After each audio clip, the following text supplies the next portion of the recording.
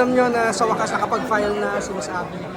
Ako masaya kasi um, andito siya sa point ng crossroads ng buhay namin na magpapatuloy siya ng serbisyo na naumpisahan namin Oo nga. na may tatak Iliana at masaya kami, pamilya, na siya yung magtutuloy ng naumpisahan ko sa first district ng lungsod ng Parañaque. May nahirapan po ba kayong kumbinsihin siya na ituloy? Hindi ko siya kinumbinsi. Paano? Talagang gusto din niya. Nasa stage kami ng buhay namin na giving back to yung supporters, fans na tumatangkilik sa amin. So, moral responsibility yan, nakikita. So, sa point kami ng buhay namin, it's time to give back to the fans, the people, and kababayan that's been very supportive and good to us. Sa lahat po ng nagawa nyo at patuloy na ginagawa, alin din ang kung mabibililan nyo siya na itong pinaka-importante ano po? Para sa amin, social services number 1. Yung paglapit ng serbisyo ng gobyerno sa tao. So, kung meron akong naumpisahan, siguro yun yung tatak, John Marie, na ang serbisyo ng gobyerno, ilapit sa tao. Yung gap in between, pinaliliit namin. Not the traditional way na ang tao yung lumalapit sa gobyerno. So, in a small way, naumpisahan namin yan. And it all revolves dun sa social services. Yung mga questions, ano na pang gagawin niyo after? Papel de hapon. Hindi nga. I will continue to support ang mga kababayan namin sa lungsod ng Parañaque. Of course, yung... In a private citizen capacity. Opo. And of course, yung Barangay Baclaran, kung saan native si Annie. And ang mga kababayan natin sa First District. At patuloy in my own way. Showbiz. Excited na rin bumalik sa showbiz. Ayun! Kwento ka naman! Yun ang inaabangan din Ang namin. first step siguro mga minus 25 pounds. Kayang-kaya. Ayan. Babalik kayo sa showbiz. Babalik kasi si Abby, so you'll take a front seat when it comes to showbiz. Ano ba, sa totoo lang, MJ, miss na miss ko ang showbiz. Talaga? Yeah, I miss the craft. I miss yung pagbubuo ng roles. Kasi mundo ko yan since 1989. First film ko, Hihintayin Kita sa Langit. I was 12 years old. Nagkaroon ako ng break, public service, 9 years. So, excited ako dun sa pag-craft. Meron na ba yung project line na in-offer sa'yo? Or are you producing? Madami. I'm still inclined with music. I love music. I love production. Pero siyempre, pinakamalapit sa puso ko is yung acting. Yung craft ng acting. Yung anak mo is doing well, diba? He's at TV5. Ano ba, mag-viva ba kayo? Parang ano na kami, malapit na kami maging senior. So, relax lang kami, papunta na kami doon. So, ano lang kami, unang-una packaging. So, syempre, I'm looking at maybe 20 to 25 pounds less. And then, mas mature na roles, of course.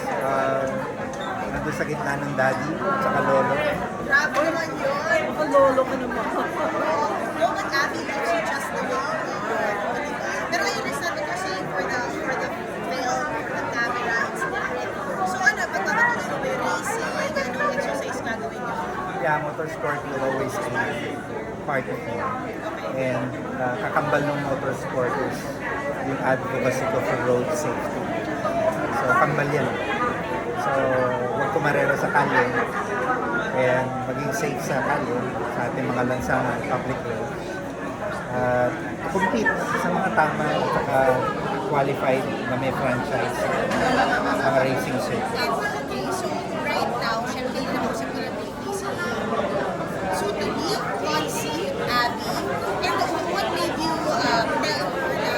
entice you to, of course, be a leader dito sa Paranaque? Actually, I'm here to support her.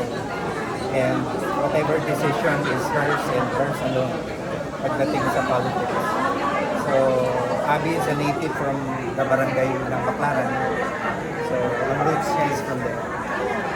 So, ako, support sa kanya. She wants to serve her barangay kung saan galing yung roots niya. And she wants to serve first district of Paranaque. I did ask her this kasi naging hot topic yung tatakbo. Alam mo naman natin, yung election doon na nagtanong, di ba? Dapat yung mga artista, tatakbo, ang daming naysayer. This time around, maraming content creator din ang may eksena. What can you've been serving already? So, what can you say about that? At sa mga detractors pa rin ng mga personality na tumatakbo sa Pilipinas? Umpisahan ko sa Guapings. Pwede? Way back 1992. Way back 1992. We were trained by the best. The likes of Mother Nelly, Douglas Tiana. So, 1992, hindi namin makakalimutan. Congressional entablado ni Sunny Belmonte. And we were there, we were dancing, we were supporting. Tinuruan kami ng mga managers namin and producers namin to endorse the ones we believe in. And we did. Every election we supported everyone we believed in. We never asked anything in return. Hindi kami naghihingi ng talent. So, kami naman ngayon, sa naging magandang career namin bilang artista, race car driver, models, and all that, kami nagbabalik lang sa taong sumuporta. It's time to give back sa kung ano yung support na binigay sa amin. Yung mga kababayan.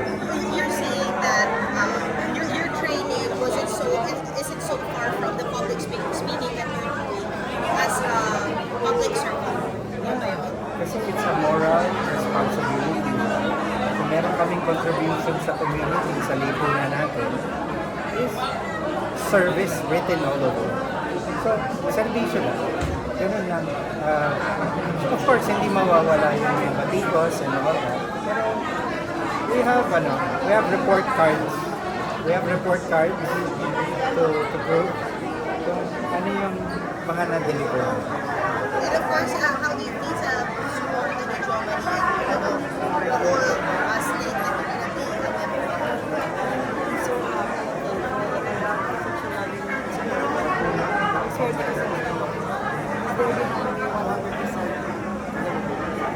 Kinikilig ko rin mo. Actually, Pag sinasabing Mrs. Iliana, ito may mukha. Mrs. Iliana. pero parang mag-best friend kayo. I think isa yun sa sikreto. Kasi, I think, di ba napakahirap magkaroon ng love? Hindi napakahirap, but it's also a challenge to have a love life. And of course, yung sinasabi nyo nga, pag-golden na. But you manage to find it in this day and age of social media. Reconnect kayo. And what do you just wanna say doon sa mga middle age ba tawag? Gen X. Sa mga Gen X na you know, tingin nila wala hopeless na makahanap ng gawa. Struggles, come and go, stages of trials. Lahat yan eh. But bottom line, Never give up. love wins. Love wins. There's always somebody there that's for you. I believe that the person who it happens to me. John, last question. Anong qualities meron si Abby that make her fit for the job?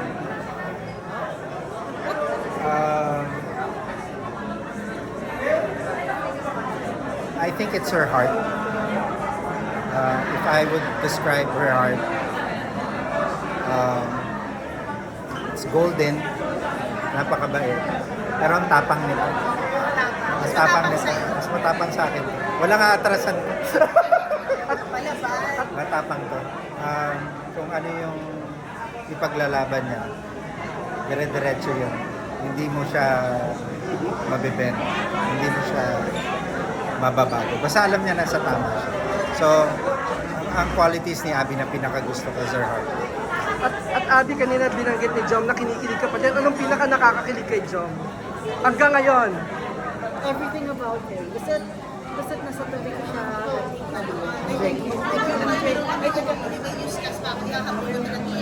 Basta nasa tabi mo siya. Basta't nandyan lang siya sa tabi ko. Lagi naman ako kinikilig. Ano ang gwapo, di ba? Oo naman, hanggang ngayon. Tsaka super lambing kasi ng asawa ko. He makes me feel like I'm the most beautiful woman in the world. And yung support na binibigay sa akin ng asawa ko, wala akong masabi. We're like best friends. We can tell each other our deepest, darkest secrets. So, yung pagmamahal namin, walang judgment sa isa't isa. Kahit yung tungkol sa past, we know everything about each other. Ilang taon na nga kayo? Magka 5 years na. 5 years together, but our first wedding anniversary is November 5. Last year kinasal kayo. Last Natuloy year pala kinasal. yun. Yes, Sa States. Yes. Gusto yung church wedding dito? Yung church wedding siguro after election. After election, saan yung balak? Sa Naga pa din? I think we're gonna be doing it here in Paranaque. Sa Paranaque. Finally, ilang taon na si Jom? John and I are 48 years old. So many things to can do pa. Salamat ha. Thank you.